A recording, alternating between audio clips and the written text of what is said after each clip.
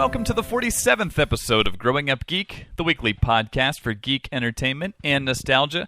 My name is Brad, and I am joined, as always, by my brother, Rob. Yes, you are. Yes, you are. How's it going? Mindless chant. I'm doing fine. How are you doing? I'm doing good. What about this election thing? The election is officially over.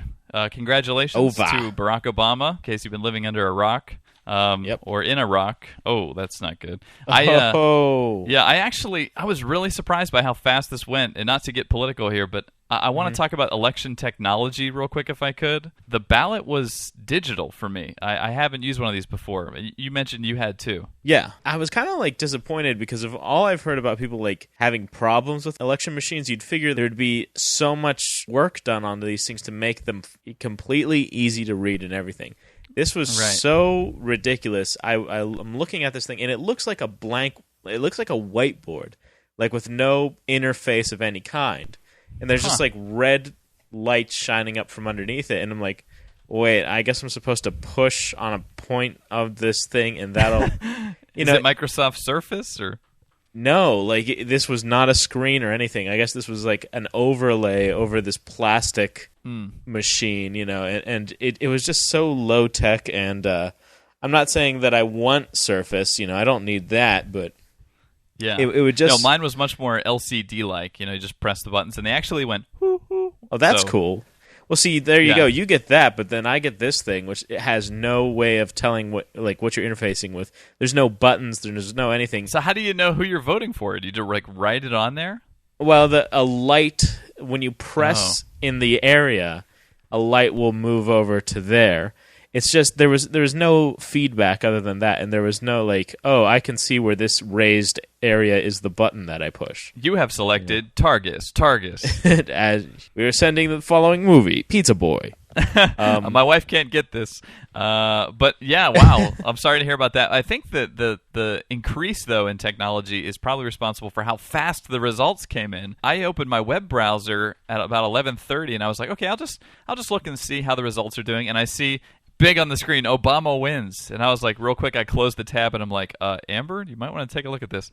So that was pretty wild, because I didn't expect it to be done till 4 a.m, but yeah. Yeah, and the whole time at work, me and my buddies are following it on the computer screen, and that thing was updating just every 3 minutes, just here's more votes coming in. We watched it from the beginning whenever, at first, you only saw 3 people voting in Maine. Yeah. And it's and it's wow. That's cool. And then the numbers just would, every once in a while, you just see the ticker flip over, and then the numbers would adjust as more things would come in. Yeah, and speaking of all of that, the results technology, I did want to briefly mention that NBC, the technology that NBC used for its coverage, they literally had their reporter in a virtual set with graphics shooting around them and rising up from the floor.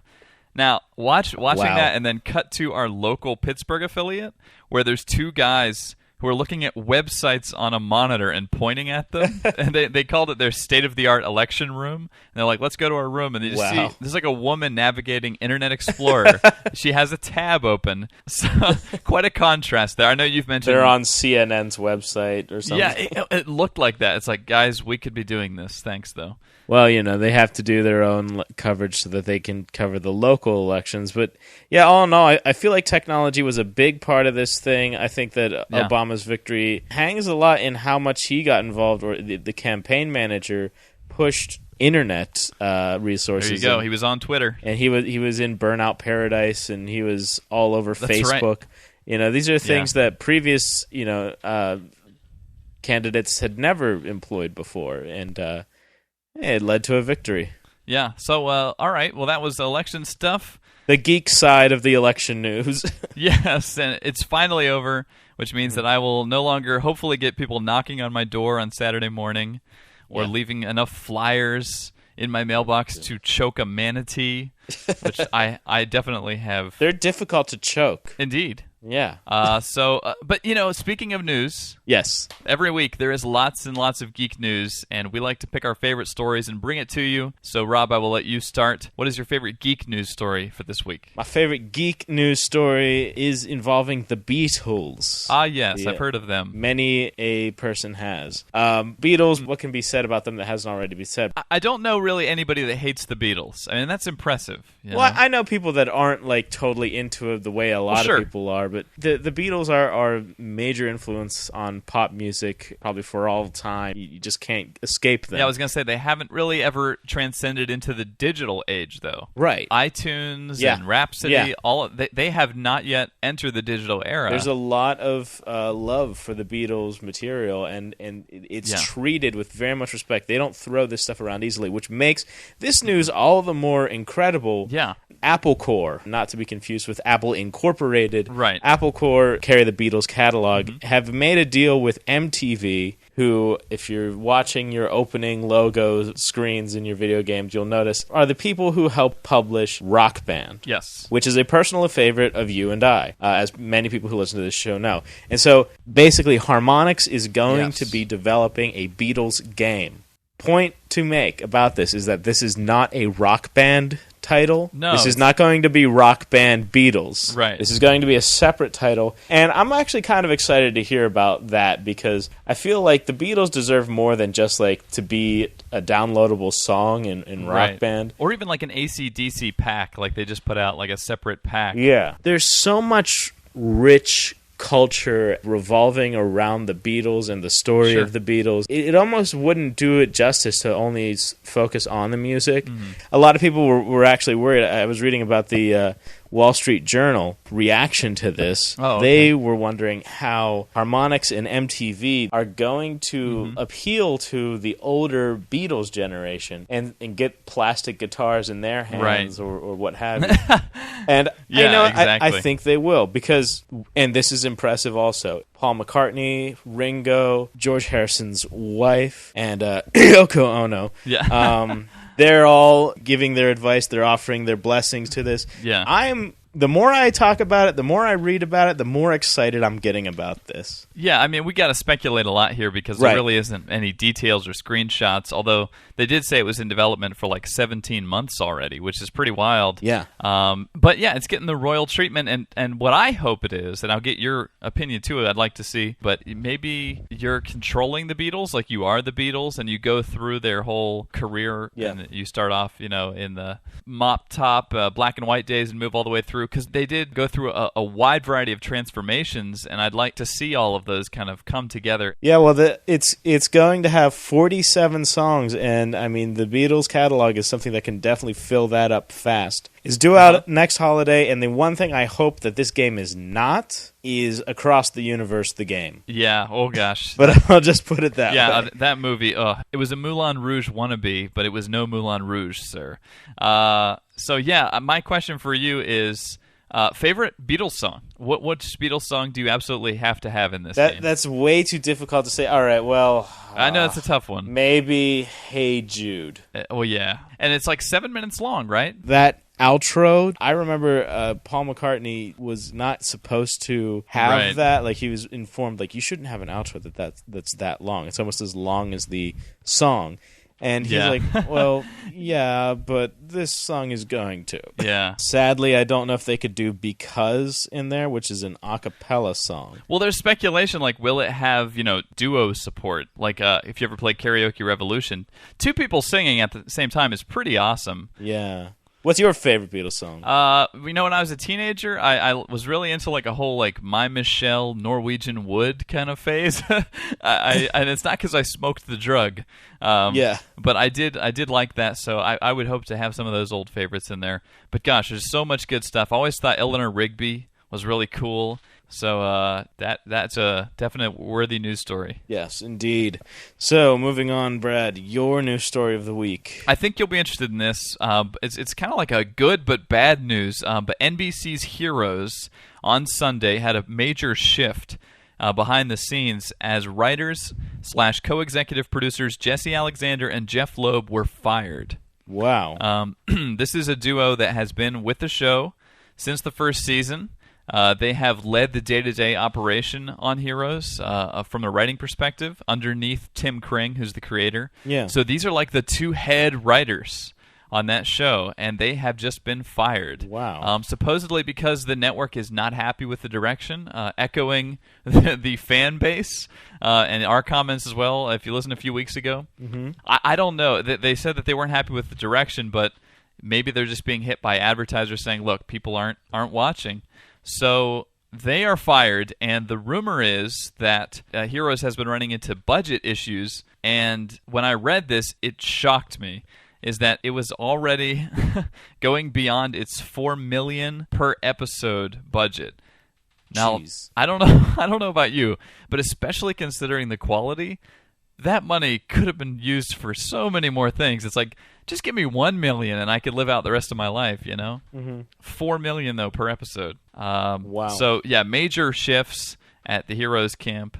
How does that strike you? It strikes me kind of hard. I saw a magazine that was titled "Fallen Heroes," and it was talking about how the show is kind of suffering. And honestly, I've missed quite a few weeks of that show and been wanting to do catch up. But a show that once had so much promise, yeah, I guess it could be good news depending on who takes over. Well, yeah, the rumor is here. I'll give you the name. The rumor is that Brian Fuller, who actually wrote some of the better episodes from the first season and is the creator of the awesome Pushing Daisies and Wonderfalls, which is a pretty good series that was cut short and has that sort of mystical element to it as well. He also had written some of the better episodes on Heroes' first season. He's being rumored to be involved, being brought back. And that would obviously split his role on Pushing Daisies, so I'm not excited about that. But I don't know, is it worth saving? Do we care if Heroes just dies at this point? Like, is it unrecoverable?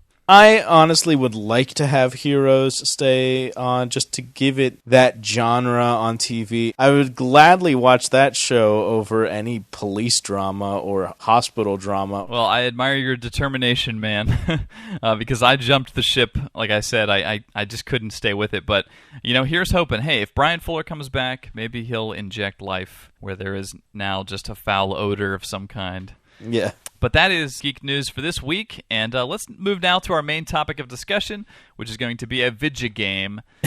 We are in the middle of the video game season. Obsession continues, and a highly anticipated one this week, which is Fallout 3. I got this game last week. I've been playing it. Yeah, and I couldn't even get a hold of this game to review it because about 8 million people are calling to get a hold of this. So highly anticipated, tons of Fallout fans. I mean, from what I understand, there are Fallout fans that are hardcore, and I didn't even realize they existed.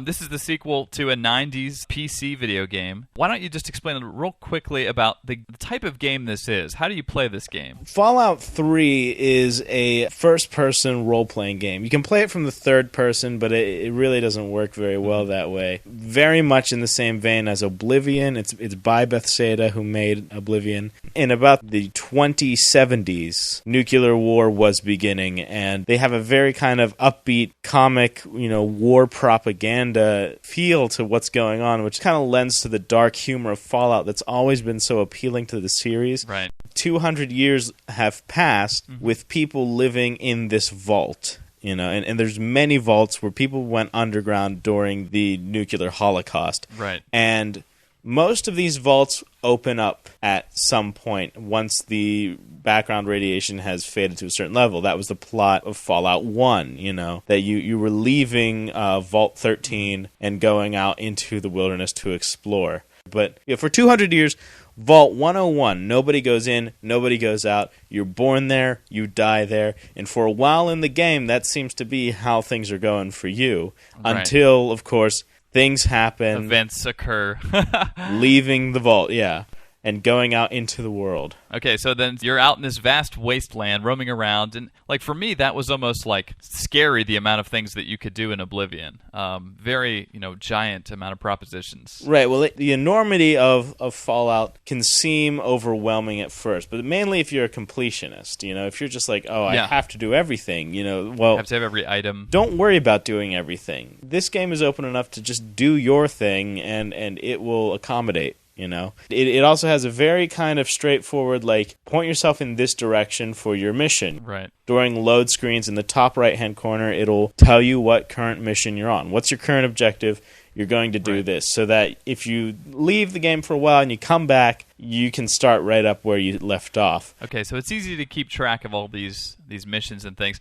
Talk a little about the combat system. I know that there's like a fair amount of extreme gore, it looks like. Yeah, well, Fallout has always had that. I mean, kind of extreme gore. Right, but it was like from a distance in the old games, because it was like a three-quarter view. Right, sort of like Diablo. Exactly. This game, I mean, you can play it like a first-person shooter, but really the best way to play it and the most effective way is to use what they call the VATS system. Right. Talk about that real quick. You push the right bumper, it'll pause the action. This is very similar to how Fallout 1 and 2 were. It was a cool way to translate into 3D, where you can just zoom in on a guy, select him, and select a part of his body to attack. And each part has a different percentage chance of hitting. You select it, and then you choose, like, execute. That looks kind of boring to me. Like, if you just jump into this mode, take a shot at the person's head, then jump out of it, like, you don't really feel like it's happening in real time. It sort of like pauses the game. Well, it makes it all the more cool to plot what your attack is, you know? Okay. Like, there are giant ants in the game, and one way to fight these giant ants is to blow their antennas off, because if you do that, they become confused and will start attacking each other. So this is the year for strategic dismemberment, as we talked about in Dead Space had that too. Exactly. And it's actually, you know, it's not as tedious as you'd think, because you can set multiple actions in one thing. You just go like, all right, go there, select his head, and then like shoot at it as many times as your agility bar will allow you to. You know, gotcha. Yeah, you have as your you favorites. Use it, it'll drain. Yeah. Okay, so that's pretty cool. So satisfying that need to pull the wings off of a fly, I guess, in the combat system. Let me ask you this: are there Brahmin in Fallout 3? There are, in fact, Brahmin. I squealed with delight when I saw the two-headed cow in a town built around an atomic bomb. Yeah. Now that's ripped straight out of Planet of the Apes, but yeah. It was really cool, and supposedly Brahmin milk can cure radiation, so it's nice. It's good to know. There were so many scenes in this game where I can only relate it maybe to Metroid Prime. Right. Where you're walking around, and all of a sudden you recognize this area, but you realize you're experiencing it in 3D rather than from that overhead view. Oh, gosh. I had a very similar experience when I played Real Mist. Yeah. Because there was a trailer that showed all of those places flat that you had experienced, and then you saw them in 3D, and it was like, I've been here before, but in a different perspective. Yeah, and that same exact feeling. I came across a abandoned car, and I was just like, this is the style of Fallout. Even the noises are still there. The fans are so hardcore about the Fallout style being, you know, is this Fallout enough? So I guess you're saying it is. It definitely is, and the kind of humor... The perks system is just so surreal. Like, mysterious stranger. At random intervals, a man in a fedora will appear from behind a nearby object and shoot your enemy, you know, like, and then disappear mysteriously. So that's like an ability that you could get as a man in a fedora? Yes, in fact it is. Oh, awesome. Or, you know, bloody death, or just you shoot a guy in, like, the pinky, you know, with a dart, and he'll explode, you know? So, yeah, there's a lot of exploding in this game. But so mixed in, you're saying, with all the nuclear fallout, it's kind of like the humor, which I actually always thought was a really cool combination, and BioShock explored that territory a lot as well. So let's move into your opinion of the game real quick here. This was one of your most anticipated games of the year.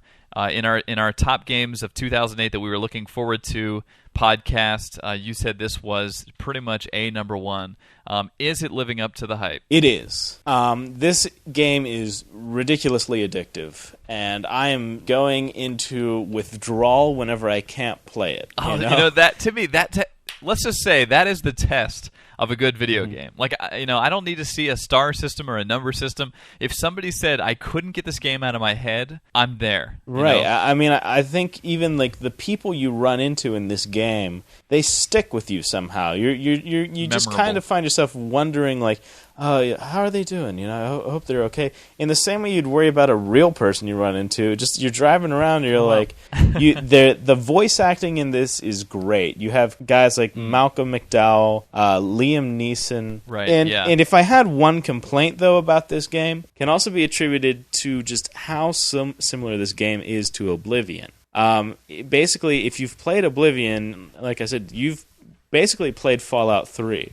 It almost feels like a skin over Oblivion and the experience that you get there. Right, and Oblivion's like a 3-year-old game, it should be noted. Yeah. I mean, by no means a crappy game. No, it's an amazing game. Yeah. And this game, the draw distance seems even larger, although there aren't as many, trees. No, I imagine there wouldn't be. And also, the big difference between Fallout 3 and Oblivion, facial hair. Oh, well, I am sold. You wouldn't realize how much you miss facial hair unless you've played Oblivion. So you find yourself missing the characters and the facial hair. Exactly. And, wow. I mean, the kind of annoying thing that may keep the casual gamer away are the menu systems, Right. That's a bit of what bothered me about Oblivion was it is very dense. Yeah. I mean, you had told me about, gathering locust root or whatever, and right. like how you can mix herbs. As soon as there's a game that says you can mix your own stuff together and make your own possibilities, I get real nervous because I have limited time for my leisure, and I can't necessarily be wasting it mixing herbs, Well, so far Fallout does not seem to have anything like that. It does have stuff where like you can find maybe some, squirrel meat and then cook it in such a way to get the radiation out of it. I love that. So it would be fair to say that if somebody didn't like Oblivion, they probably wouldn't like this. Probably not, although it is worth a chance. And like I said, the setting, or it's also worth noting that the setting is completely different. This isn't Lord of the Rings and stuff like that. This is Mad Max. Gotcha. So, final verdict? The final verdict is this is a great game worth buying. It's too in-depth to rent. Well, yeah, I was going to say you'd have to, in order to get everything out of it.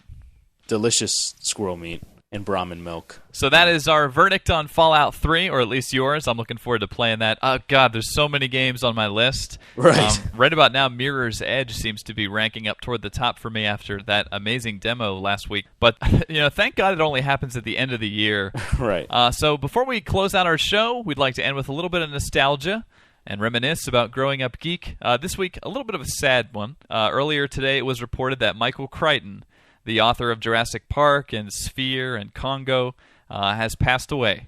His family reported it. And so as a send-off to this man, I figured we would share our Jurassic Park memories. Starting with the book. Yeah, I didn't read the book itself, but I do remember us getting it on audio tape. That's right. Yeah, we listened to the book. And one thing I have to say about this guy is he always had a knack for doing things that science had not yet done, almost like prophetically.